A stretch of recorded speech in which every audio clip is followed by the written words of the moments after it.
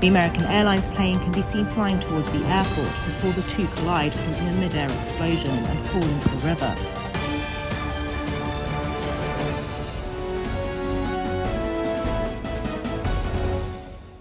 Howard University law professor Kiah Duggins has been identified as one of the victims of the devastating plane collision near Reagan National Airport, university officials confirmed Thursday night.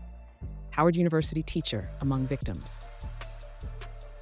What they're saying, it is with profound sadness that the Howard University community and the Howard University School of Law have learned of the passing of Professor Kiah Duggins, who was among those lost in the mid-air plane collision at Reagan National Airport. Howard University President Ben Vinson III said in a statement, "We ask for privacy and respect for Professor Duggins' family, students, and colleagues during this difficult time." Duggins, a former Miss Butler County pageant winner in 2014 and 2015, had deep ties to Kansas. Larry Strong, her former pageant director, reflected on her accomplishments and impact. "It is with a heavy heart that the Miss Augusta and Miss Butler County organization just learned that Kiah Duggins, Miss Butler County 2014 and 2015, was a passenger in the plane that crashed last evening in Washington, D.C., Strong said. Kiah was a top 10 finalist in 2014 and 2015 at the Miss Kansas pageant. She was preparing to be a law professor at Howard University in the fall. Keep her family in your thoughts and prayers during this difficult time. What we know.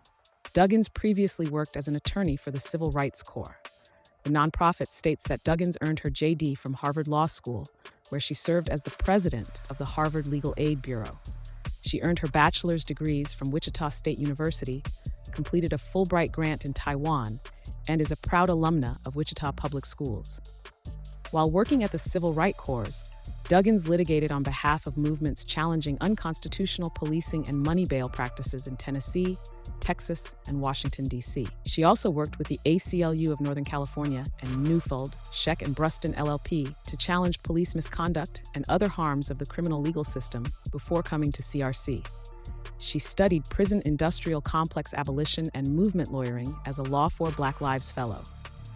Officials say an American Airlines flight carrying 64 people collided mid-air with a military helicopter Wednesday evening, resulting in a catastrophic explosion over the Potomac River.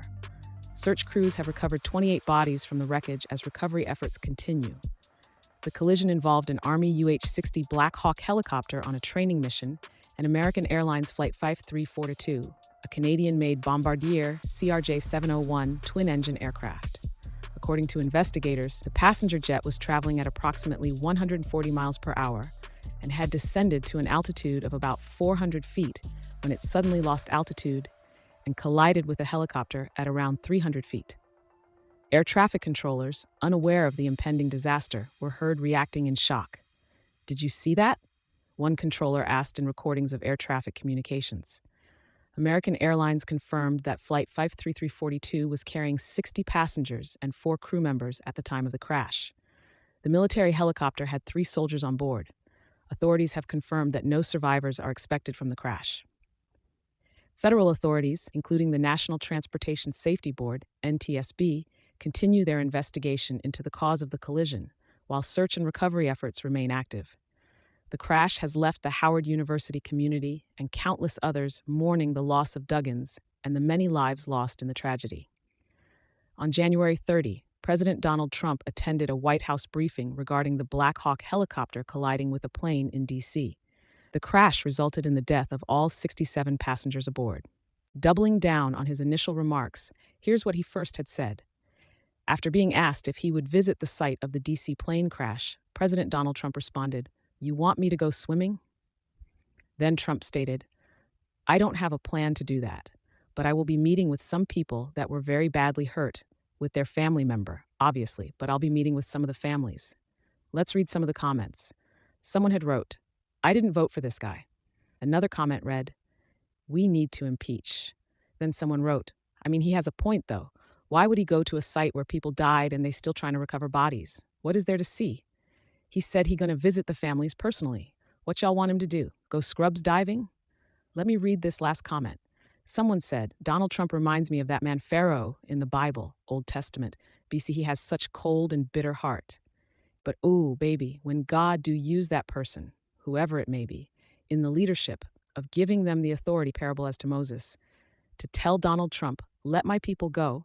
He's gone, feel the wrath of God when that time come. And also God is going to use those same very people who he was cold-hearted towards, God himself, if Donald Trump don't turn from his ways and repent and turn back to him, God, to show that Donald Trump is not their God. It's sad. You got so many people that worship and idolize this man as if he's a God. God is going to make them realize and understand that there's only one God, the Alpha and Omega, the beginning and the end, the I am who I am. Wow. Let me know your thoughts by please commenting, hit like, and share for more unapologetic content.